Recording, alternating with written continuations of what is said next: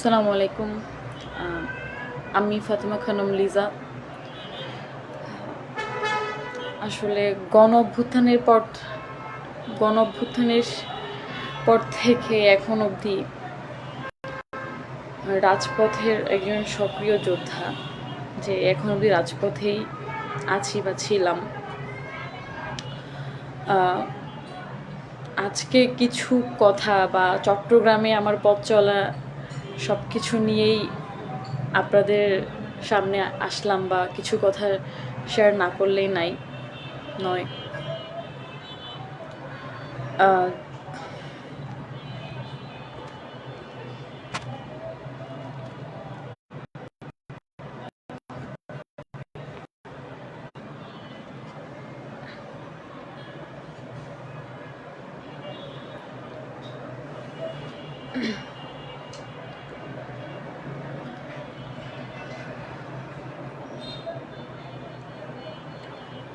আসলে আমি তেমন একটা কখনো লাইভে বা ভিডিওর মাধ্যমে তেমন একটা কথাবার্তা বলি না নিজের অ্যাকাউন্ট বা পেজ থেকে।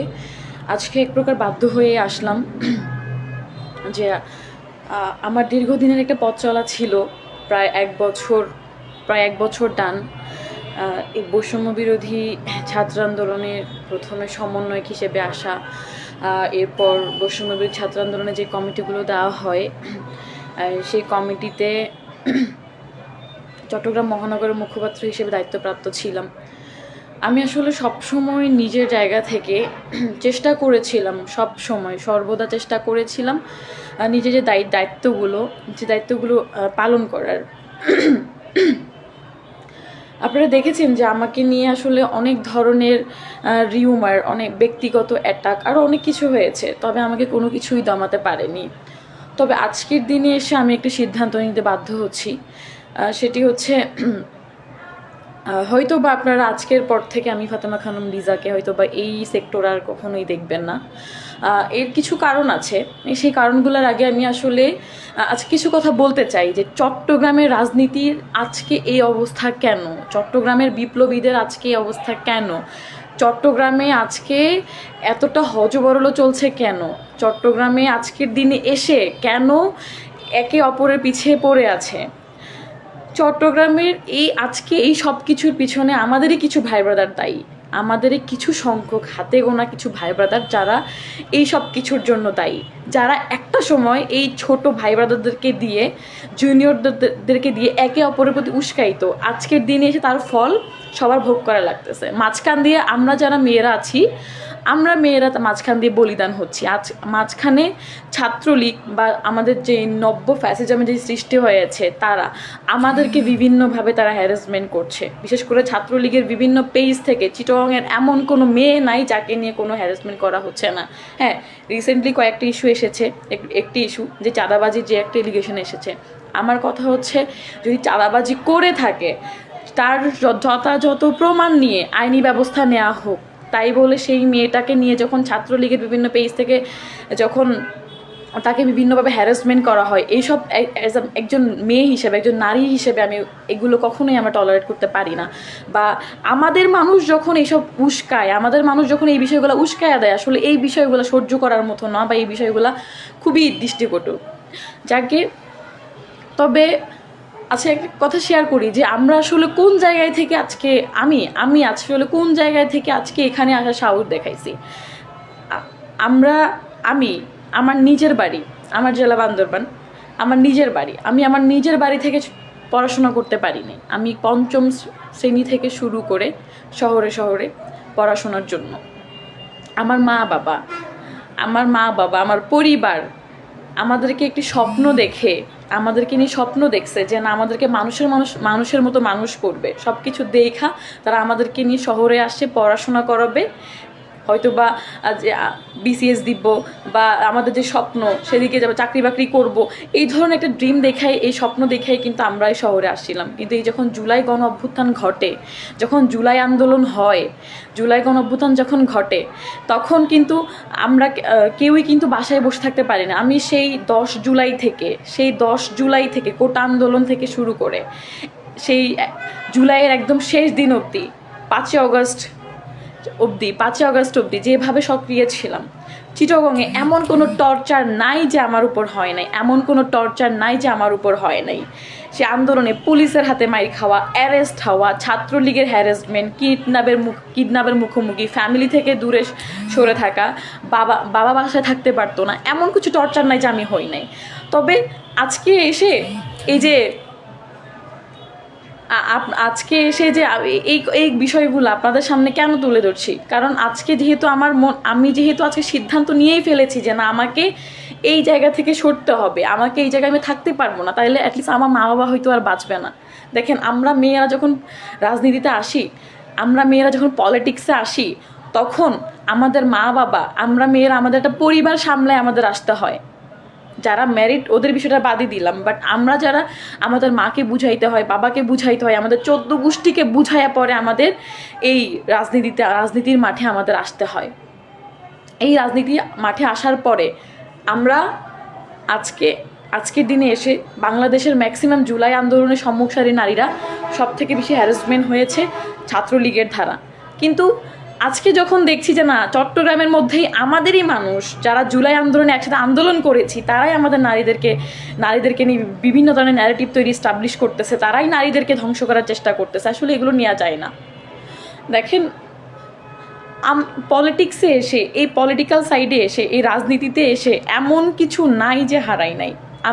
আমি ফাতেমা খানম লিদা সব কিছু বিসর্জন দিয়েছি, কিন্তু তার ফলস্বরূপ আমরা কি টাকা চেয়েছি, ভাত চেয়েছি? এই পলিটিক্সকে আমাদেরকে ভাত দেয়, টাকা দেয়, না কোনো কিছু দেয়? কিছুই আমাদেরকে দেয় না। আমরা এখানে এসেছি একটি লক্ষ্যে, যে সুন্দর একটি দেশ, আমাদের শহীদ ভাইদের চাওয়া পাওয়া ছিল, আমাদের আহত ভাইদের যে চাওয়া পাওয়া ছিল, সব কিছু মিলিয়ে কিন্তু আমরা এইখানে এসেছিলাম। তবে চট্টগ্রামের কিছু সংখ্যক মানুষের স্বার্থের কাছে, স্বার্থ সান্নিধ্যের কাছে, তাদের চাওয়া পাওয়ার কাছে আমাদের চট্টগ্রামের রাজনীতি বলেন, চট্টগ্রামের এই বৈষম্য বিরোধী আন্দোলনে যারা সম্মুখসারী যারা ছিল তাদেরকে বলেন, সবাই হারিয়ে গেছে। এখন বলতে গেলে কেউই নেই তেমন একটা। সো সব কিছু আজকে শেষ। আজকে তারাই তার জন্য, এই সব কিছুর জন্য আজকে তারাই দায়ী, কিছু সংখ্যক ভাই ব্রাদার। এবং যারা কেন্দ্রের সাথে বিভিন্ন লিঙ্ক আপ করে, যারা কেন্দ্রের সাথে বিভিন্ন লিয়াজু করে, এই যে চট্টগ্রামের মধ্যে একটার পর একটা কোরাম বানাইছেন, কোরাম বানায়া যে এই যে ভাই ব্রাদারদের মধ্যে যে বিভিন্ন ধরনের একটা ক্যাচাল লাগাইছেন, এই সব কিছুর দায় আপনাদের নিতে হবে। আরেকটি বিষয়, যে আমরা আসলে লড়াই করব কার সাথে? আমাদের লড়াই করার কথাটা ছিল ছাত্রলীগের বিরুদ্ধে, ফ্যাসিজমের বিরুদ্ধে, ফ্যাসিস্টের বিরুদ্ধে। কিন্তু আজকের দিনে এসে আমাদের লড়াইটা করতে হচ্ছে নিজের মানুষের সাথে। ভাই, এটা কখনোই পসিবল না। নিজের মানুষের সাথে লড়াই করা কখনোই পসিবল না। আমাদের মানুষ যারা আমাদেরকে সেভ করবে, বাংলাদেশের অন্য অঞ্চলে দেখতে পাই, যখন কোনো মেয়েকে নিয়ে হ্যারাসমেন্ট করা হয়, বিশেষ করে যদি তাসনিম জারা আপুর কথা বলি, যখন আপুকে নিয়ে এআই দিয়ে বিভিন্নভাবে হ্যারাসমেন্ট করা হচ্ছিল, তখন কিন্তু কেন্দ্রে কেউই চুপ করে বসেছিল না, সবাই কিন্তু প্রতিবাদ জানিয়েছিল, সবাই তাদের ফেসবুক পোস্টের মাধ্যমে হলেও প্রতিবাদ করেছিল। কিন্তু আমাদের ক্ষেত্রে সেটি হয় না। যখন আমাকে ব্যক্তিগতভাবে অ্যাটাক করা হয়েছিল, তখন চিটাগংয়ের কেউ এটার প্রতিবাদ করে নাই, যাদেরকে প্রতিবাদ করা উচিত ছিল। হ্যাঁ, হাতে গোনা হয় বা কয়েকজন করেছে, তবে যাদের করাটা খুবই উচিত ছিল, মুখ্য উচিতটা তাদের ছিল, তারা এই প্রতিবাদটা করে নাই। আমাদের জন্য আসলে চট্টগ্রামে, আমাদের জন্য আসলে রাজনীতি করার, বা আমরা আসলে রাজনীতি করতে এসেছিলাম, আমরা শহীদ ভাইদের যে চাওয়া পাওয়া, আমরা সেই সব কিছুর লক্ষ্যে এই পথে এসেছিলাম। কিন্তু সেটি আসলে মনে হচ্ছে না আমাদের পূরণ হবে, বা আমরা মেয়েরা সেখানে সুস্থভাবে কোনো কিছু পূরণ করতে পারবো। আমি আসলে বেশি কথা বলার মতো অবস্থায় নাই, বা আমি যেভাবে অনেক কিছু বলার জন্য এসেছিলাম, আমার আসলে সব কিছু যে বলবো ভাবে আমার সেই সিচুয়েশনটাও নাই। তবে এইটুক বলে যাই যে আমি ফাতেমা খানম লিজা আজকে এই পলিটিক্সের জায়গায় এসে আমি সব কিছু হারাইছি, তার বিনিময়ে আমি কিছু চাই নাই। তবে আমি শুধুমাত্র সেই জুলাই আন্দোলনের সম্মুখসারী যোদ্ধা ছিলাম। আমার যে ভাইয়েরা শহীদ হয়েছে, আমার ভাই ওয়াসিম শহীদ হয়েছে, আমার ভাই মুগ্ধ শহীদ হয়েছে, আমাদের যে ভাইয়েরা শহীদ হয়েছে, তাদের শহীদদের সেই ম্যান্ডেটের লক্ষ্যে কাজ করতে এসেছিলাম। তার পরিপ্রেক্ষিতে এই শহীদদের উপর দাঁড়িয়ে যে আমাদের যে একটি স্টুডেন্ট উইংস, গণতান্ত্রিক ছাত্র সংসদ এবং আমাদের যে একটি বড় দল করা হয়েছে এনসিপি, আমরা যদি পলিটিক্স করতাম কখনো, আমি যদি কোনো পলিটিক্স করতাম অবশ্যই সেই দুইটার কোনো একটা তো ইনক্লুড হইতাম। তবে আজকের দিনে এসে আমার এখানে স্টপ করা লাগতেছে যে আজকের পর থেকে আমি ফাতেমা খানম লিজার চট্টগ্রাম হোক বা বাংলাদেশের যে কোনো পলিটিক্সে আমার কোনো সম্পৃক্ততা থাকবে না। এবং আমার যে একটি সম্পৃক্ততা ছিল যেই বৈষম্যবিরোধী ছাত্র আন্দোলনের সাথে, আপনারা জানেন সেই কমিটিগুলো ডিসেবল করা হয়েছিল, এরপরে যে সম্পৃক্ততা আছে আজকের পর থেকে সব কিছু স্টপ। এবং আমি আজকের পর থেকে হয়তো বা আপনারা আমাকে তেমন একটা দেখবেন না, বা আমার আজকেই আমার এখানে ইতি টানতে হচ্ছে। আমার এই জার্নির আজকেই আমি এখানে সমাপ্ত ঘটালাম। তবে আমার একটি আস্থা আছে, বিশ্বাস আছে যে আমি বিশেষ করে আমি যাকে গণ অভ্যুত্থানের ইমাম বা লিডার মেনে এসেছি, আমাদের নাহিদ ইসলাম ভাই বা আরও যারা আছেন সবাই আমাদের শহীদ ভাইদের যে চাওয়া পাওয়া ছিল, আহতদের যে চাওয়া পাওয়া ছিল, অ্যাটলিস্ট সেই ম্যান্ডেটে আপনারা কাজ করবেন। আপনারা রাজনীতি করেন, বড় দল করেন, ভোটের রাজনীতি করেন, যাই করেন, অ্যাটলিস্ট আপনারা আমাদের যে সুন্দর একটি দেশের স্বপ্ন দেখেছিলাম আপনারা সেটার একটি বন্দোবস্ত করবেন। তবে আমার ধারা আসলে আর পসিবল না। আমি জাস্ট বুঝাইতে পারবো না যে চট্টগ্রামে এখন বর্তমানে কি চলছে, চট্টগ্রামে মেয়েদেরকে নিয়ে কতটা নোংরামি করা হয়, তাদেরকে ব্যক্তিগতভাবে কতটা অ্যাটাক করা হয়, তাদেরকে নিয়ে যে কোনো ধরনের বাজে ন্যারেটিভ তৈরি করে ফেলা হয়। সেগুলো কারা করে? আমাদের মানুষই করে। যেই ভাই ব্রাদারদের সাথে আমরা একসাথে উঠি বসি, যাদের সাথে আমরা পথ চলার সাহস করি, যেই ভাইদেরকে আমরা যেই ভাইদের সামনে আমরা বুলেটকে গ্রহণ করে আমরা যাদের জীবন বাঁচিয়েছি, সেই ভাইয়েরাই আজকে আমি বলতে চাই যে চট্টগ্রামে যারা নেতৃত্ব দিয়েছিলেন, খানতালাত মাহমুদ রাফি, রাসেল আহমেদ, চট্টগ্রামে আরও যারা নেতৃত্ব দিয়েছিলেন, রিজাউর রহমান, আরও যারা আছেন, আরও অনেকেই আছেন যারা আজ অবধি তারা কতটুক সোশ্যাল মিডিয়া আপনাদের যে স্ট্যান্ডগুলো নেওয়া উচিত ছিল মেয়েদের হয়ে, সেই স্ট্যান্ডগুলো আপনারা নিতে পারেন এখন অবধি। আপনাদের সামনে যেভাবে মেয়েদেরকে হ্যারাসমেন্ট করা হইতেছে প্রতিনিয়ত, আপনারা কিভাবে এসব সহ্য করছেন আই ডোন্ট নো। তবে পলিটিক্স করতে আসলে আমরা যখন ঝড় ঝাপটা নিজেদের পরিবার সব কিছু সামলায় যখন আসি, যখন আমাদেরকে আপনারা এইটুকু নিরাপত্তা দিতে পারে না, আমাদের দ্বারা আসলে পসিবল না। কারণ আমাদের অ্যাটলিস্ট মা বাবা আছে, আমাদের মা বাবাদের বাঁচতে হবে, তারা সমাজে মাথা উঁচু করে বাঁচে। যাকে আমার এতদিন ধরে হয়তো বা আমার অনেকের সাথে একটা পথ চলা ছিল, অনেকের সাথে লং টাইম একটা জার্নি ছিল, আজকের পর থেকে হয়তো বা সেই জার্নিটা এখানেই শেষ, এখানেই তার সমাপ্তি। ইন ফিউচার আমি বাংলাদেশের কোনো পলিটিক্স বা কোনো কিছুর সাথে হয়তো বা ইনক্লুড হব না বা সংযুক্ত হব না। আমার অনেকে শুভাকাঙ্ক্ষী ছিলেন, সবার জন্য অনেক শুভকামনা। এবং আসলে বিষয়টা হয়েছে কি যে আমার ভেতরে অনেক আঘাত, অনেক কষ্ট লুকায় আছে, অনেক যেগুলো আমি চাইলেও প্রকাশ করতে পারতেছি না। তবে আমি বাধ্য হচ্ছি আজকে এই সাইড থেকে লিভ নিতে, আমি বাধ্য হচ্ছি আজকে এই জায়গা থেকে লিভ নিতে। আমার মনে হয় না যে চট্টগ্রামে কোনো নেতা হয়ে উঠতে পারছে কেউ পারবে এইসব চলতে থাকলে। আমি আপনাদের কাছে হাত জোর করে বলবো, প্লিজ আপনারা এইসব বন্ধ করেন। অ্যাটলিস্ট একটা মেয়ের জীবন কেমন আপনারা বুঝতেও পারবেন, একটা মেয়ের পরিবার কীভাবে চলে সেটাও আপনারা বুঝতে পারবেন না। আপনারা যে মেয়েদেরকে যে নোংরামিটা শুরু করছেন এটা আপনারা থামান। আমি আপনাদের রিকোয়েস্ট করতেছি, আপনারা যারা বড় ভাইরা আছেন, যারা নেতৃত্ব দিতেছেন, আপনারা তারা থামান। আপনি এনসিবি করেন, আপনি বাকছাস করেন, আপনি বৈষম্য বিরোধী করেন, আপনি সমন্বয়, আপনি কি হ্যান ত্যান, ইট ডাজেন্ট ম্যাটার। বাট আপনারা অ্যাটলিস্ট মেয়েদেরকে সম্মান করেন, মেয়েদেরকে সম্মান দিতে শিখেন। তারপরে এই যে আজকে চট্টগ্রামে যে একটা ঐক্যবদ্ধতা ছিল, চট্টগ্রামে যে এতগুলো মেয়ে ছিল, প্রত্যেকটা মেয়ে হারাই গেছে। চট্টগ্রামে যখন প্রত্যেকটা মেয়ে হারাই গেছিল, তখন আমি ফাতেমা খানম লিজা প্রোগ্রাম করে বিভিন্নভাবে মেয়েদেরকে কানেক্টেড করে আমি সব কিছু ইনক্লুড করছি। মেয়েদেরকে নিয়ে আলাদা করে প্রোগ্রাম করে মেয়েদেরকে ইনক্লুড করে তাদেরকে সাহস দিছি। আজকে সেখানে আমাকে নিয়েই নোংরামি শুরু হয়ে গেছে, আমাকে নিয়ে বিভিন্ন মিথ্যা বানোয়াট ন্যারেটিভ স্টাবলিশ করা হয়েছে শুধুমাত্র আমাকে মাইনাস করার জন্য। কেন ভাই?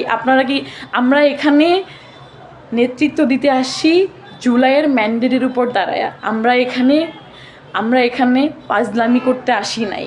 আমরা এখানে কোনো ধরনের আমাদেরকে টাকা, ভাত, মাছ কিছু আমাদেরকে দেয় না। আমরা এখানে এসেছি জীবনের রিস্ক নিয়ে এসেছি। আমরা যদি কখনো আওয়ামী লীগ ফিরে আসে, সবার আগে গলায় যদি দড়ি, যদি কখনো আওয়ামী লীগ ফিরে আসে, যদিও এটার পসিবিলিটি কখনোই না, আওয়ামী লীগের কবর রচনা করা হয়েছে।